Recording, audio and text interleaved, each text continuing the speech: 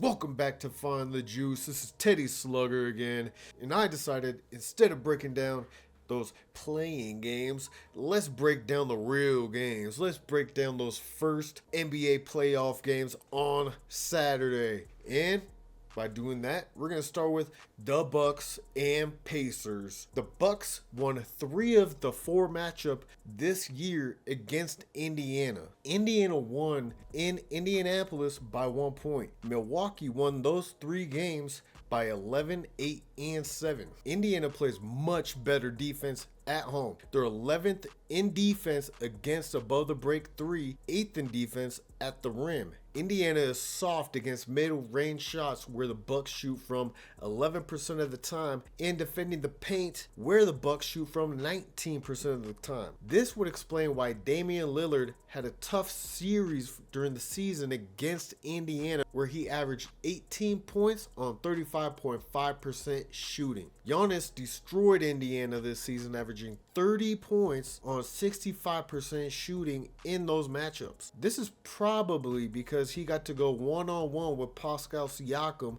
as Miles Turner can't stay in the paint because Brook Lopez has 3-point shooting ability. More good news is the Bucks will also have Bobby Portis in the playoffs. My son believes Bobby Portis is the best on the Bucks, but Bobby Portis also, just like Brook Lopez, stretches the floor with corner threes and mid-range shots. The Bucks also get to the free throw line more frequently, but Indiana has an offensive rebounding and forced turnover advantages over Milwaukee, although Milwaukee has been pretty stingy with turning the ball over. Indiana's offense is also very good when they play at home, ranking 9th at the rim, 2nd in the paint, and 9th from above the break 3. Bucks are actually middle ground or worse when playing on the road at defending the rim and the paint, but actually 2nd in the NBA in guarding above the break 3s, where Indiana shoots from 30% of the time. I believe the start of the series will be split in Indiana. Pacers are minus 210 to win this series. I highly value offensive rebounding as it provides another possession for the team to score. If Indiana can continue to win offensive rebounding battles and cause the Bucks to turn the ball over, then Indiana should be a good bet in this series in 7 games. Next, we're going to be talking about the most exciting series, in my opinion, as I live in Colorado. We're going to talk about Clippers versus the Nuggets. These teams split their season series, but does that really matter? Kawhi played in none of the games. Aaron Gordon missed a game, and Nikola Jokic missed the last game. Neither of these teams have faced each other while completely healthy this season.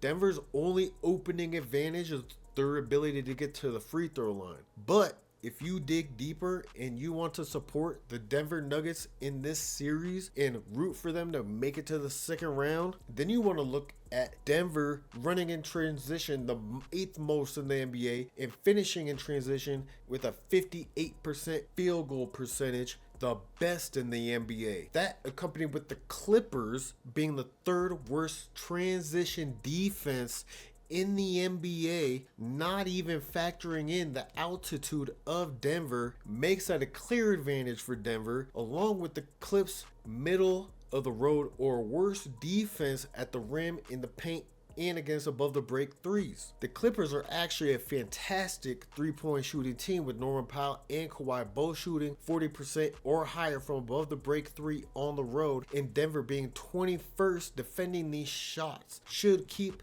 some of these games, if not all these games, pretty close. I think the Nuggets running in transition so much in Denver and the Clippers' inability to already slow teams down in transition will be a huge advantage to start this series for the Nuggets. I'm looking for a big series from Jamal Murray, Michael Porter Jr., and Christian Braun.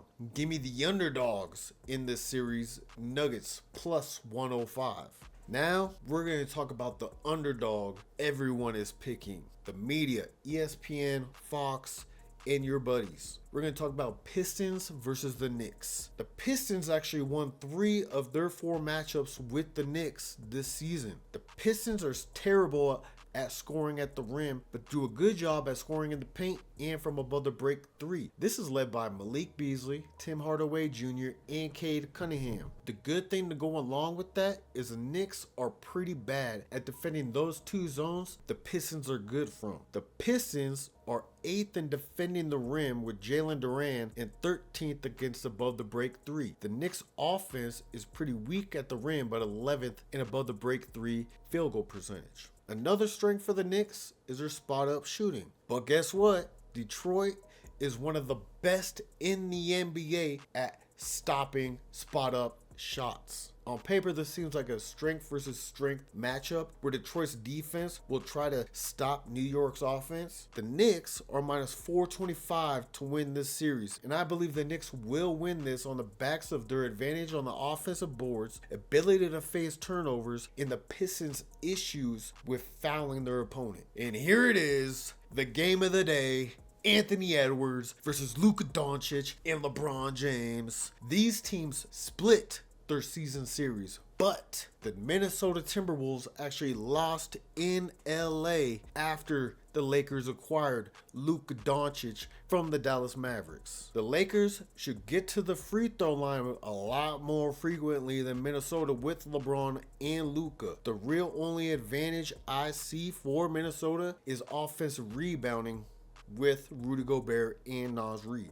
The Lakers are 3rd in the NBA in field goal percentage at the rim and 13th from above the break three. The Wolves are 7th at defending the rim on the road, obviously with Rudy Gobert, and 3rd at defending against above the break threes. Pretty even so far, right? Well, the Lakers are one of the top isolation offenses, where Minnesota is one of the worst isolation defenses in the NBA. This is terrible for Minnesota, where they already have a size disadvantage on the perimeter against Luka and LeBron. Luka runs the 6th most ISOs in the NBA, and LeBron runs the 20th most ISOs in the NBA to go along with that size mismatch. To make it even worse, if Rudy Gobert decides to step up out of the paint to stop or slow down those isolations, both Luka and LeBron are great passers with great court vision and very high basketball IQs.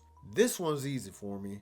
I'll go along with Vegas and their minus 200 and take the Lakers to easily win this series against Minnesota. Thank you, and tomorrow we will have the matchups of the other 4 games to kick off this first round, as we gotta wait for these last 2 playing games to finish to see who will play who. Until then, thank you for tuning in, and let me know your picks of who's gonna win these 4 series in the comments below. Peace out.